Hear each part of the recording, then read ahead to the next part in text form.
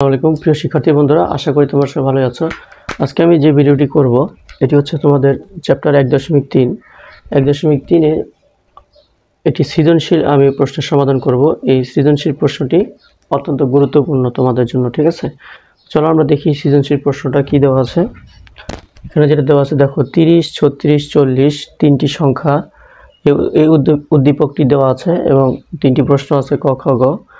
ক নম্বর হচ্ছে লসাগু এবং গসাগু এর পূর্ণরূপ লেখো। এরপরে খ হচ্ছে মৌলিক গুণনীয়কের সাহায্যে গসাগু নির্ণয় করো এবং ঘ হচ্ছে ইউক্লিডীয় পদ্ধতিতে লসাগু নির্ণয় করো, ঠিক আছে? তো আমরা প্রথম ক নম্বরের সমাধানটা দেখে নিই। লসাগু এবং গসাগু এর পূর্ণরূপটা কি হবে, ঠিক আছে? ক নম্বর দেখো, লসাগু এবং গসাগু এর পূর্ণরূপ হবে নিম্নরূপ। লসাগু মানে হচ্ছে আমরা জানি লঘিষ্ঠ সাধারণ গুণিতক, আর গসাগু মানে হচ্ছে গরিষ্ঠ সাধারণ গুণনীয়ক, ঠিক আছে? তোমরা এই জায়গাটা ভুল করো, গুণিতকের জায়গায় গুণনীয়ক এবং গুণনীয়কের জায়গায় গুণিতক, এভাবে উল্টাপাল্টা করে ফেলো। তো লসাগুর বেলা আমরা লিখব লঘিষ্ঠ সাধারণ গুণিতক, আর গসাগুর বেলা আমরা লিখব গরিষ্ঠ সাধারণ গুণনীয়ক। এরপর আমরা খ এর সমাধান করব। খ হচ্ছে মৌলিক গুণনীয়কের সাহায্যে গসাগু নির্ণয় করো। এই তিনটি সংখ্যা আমাদের মৌলিক গুণনীয়কের সাহায্যে গসাগু নির্ণয় করতে হবে। প্রথম সংখ্যাটা হচ্ছে 30, তো আমরা লিখবো এখানে, আমরা খ এর সমাধান করতেছি, আমরা প্রথম লিখব 30। 30কে আমরা কীভাবে মৌলিক গুণনীয়কের সাথে গসাগু নির্ণয় করতে হবে। তো 30কে আমরা এভাবে ভাঙাতে পারি, প্রথমে 2 দিয়ে ভাগ করতে পারি। তাহলে আমরা একটু সাইড নোট করি। 30কে আমরা 2 দিয়ে ভাগ করলে 15, 15কে 3 দিয়ে ভাগ করলে 5, তারপরে 5 একটি মৌলিক সংখ্যা, আর ভাগ করার দরকার নেই, ঠিক আছে? আমরা কি পেলাম, 2 গুণ 3 গুণ 5।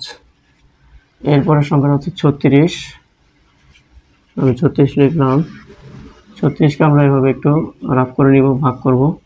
2 দিয়ে ভাগ করলে 18, 2 দিয়ে ভাগ করলে 9, 3 দিয়ে ভাগ করলে 3 মৌলিক, আর ভাগ করার দরকার নেই। তো আমরা এভাবে লিখতে পারি 2 গুণ 2 গুণ 3 গুণ 3 মৌলিক গুণনীয়কের সাহায্যে লিখব। তো 40কে আমরা ভাগ করতে পারি, ভাগ করলে 20, ভাগ করলে 10, আবার 2 দিয়ে ভাগ করলে 5 মৌলিক, আর ভাগ করার দরকার নেই। তাহলে আমরা এভাবে লিখব 2 গুণ 2 গুণ 2 গুণ 5, ঠিক আছে? আচ্ছা, এখন মৌলিক গুণনীয়কের সাহায্যে গসাগু নির্ণয় করতে হবে। তাহলে আমরা লিখব অতএব 30, 36 এবং 40 এর গসাগু। আচ্ছা, এখানে একটা 2 আছে, এখানে আছে একটা, এখানে একটা আছে, তাহলে 3টা থেকে আমরা একটা নিব। এরপর এখানে নিচে 2 আছে, উপরে নাই, তাহলে 2 বাদ। এখানে 3 আছে, এখানে আছে কিন্তু এখানে নাই, 3 বাদ। এখানে 5 আছে, এখানে নাই, তাহলে 5ও বাদ। তাহলে আমরা সাধারণ গুণনীয়ক পেলাম শুধুমাত্র 2, কারণ এই 2 আর 3টার মধ্যেই আছে, ঠিক আছে? এটাই হচ্ছে আমাদের গসাগু। এরপর আমরা গ নাম্বারে চলে যাই। এখানে বলা হচ্ছে ইউক্লিডীয় পদ্ধতিতে লসাগু নির্ণয় করো। আমরা এই 3টা সংখ্যার ইউক্লিডীয় পদ্ধতিতে লসাগু নির্ণয় করব। তোমরা এখানে লিখে নিই ইউক্লিডীয় পদ্ধতিতে লসাগু নির্ণয় করা হলো। পদ্ধতিটা কি? পদ্ধতিটা হচ্ছে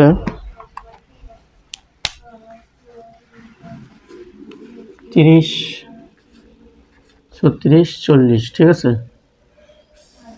এইভাবে আমরা ইউক্লিডীয় পদ্ধতিতে লসাগু নির্ণয় করতে পারি। তো 2 দিয়ে ভাগ করলে হচ্ছে 15, 36কে 2 ভাগ করলে 18, 40কে 2 ভাগ করলে 20। এরপর আমরা 3 দিয়ে ভাগ করতে পারি, 3 5 15, 3 6 18, 20কে ভাগ করা যায় না 3 দিয়ে।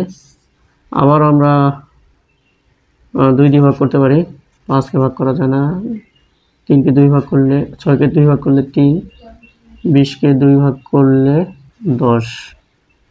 এরপরে আবার 5 দিয়ে ভাগ করতে পারবো, 5 1কে 5, 3কে ভাগ করা যাচ্ছে না, 10কে 5 দিয়ে ভাগ করলে 2, ঠিক আছে? অতএব লসাগু 2 গুণ 3 গুণ 2 গুণ 5 গুণ 3 গুণ 2, 3 দুগুণে 6, 6 দুগুণে 12, 5 12 60, 60কে 3 দিয়ে গুণ করলে 180, 180কে 2 দিয়ে গুণ করলে 360। তখন লসাগু পেলাম 360, এটা হচ্ছে আমাদের অ্যান্সার।